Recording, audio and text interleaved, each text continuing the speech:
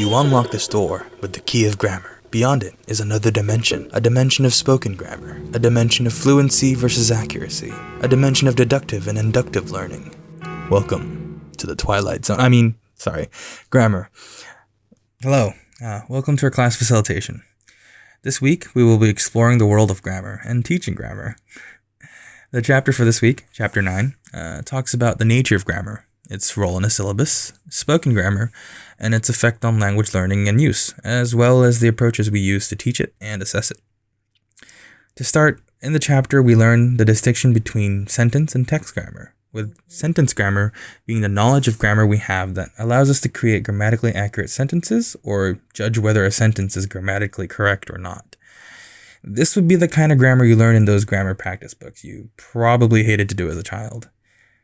Traditionally, this sort of grammar teaching, sort of drill and practice methodology, was seen to be effective for language learning, with the basal knowledge becoming building blocks for later language development.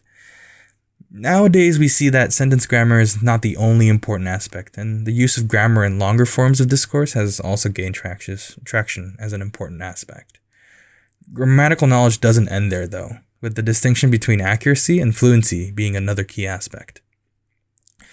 Accuracy is a learner's ability to read, write, speak, basically produce discourse free of grammatical errors, while fluency is the learner's ability to produce continuous speech without the degradation of communication.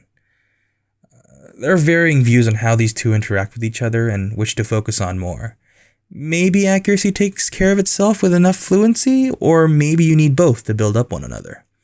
With that being said, one thing we do know is that a focus on fluency does not necessarily mean an increase in the complexity of the learner's language.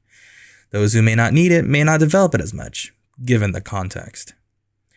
Choosing what to teach in a syllabus regarding grammar is also something the chapter covered, referring to criteria such as importance, difficulty, and their usefulness in the language.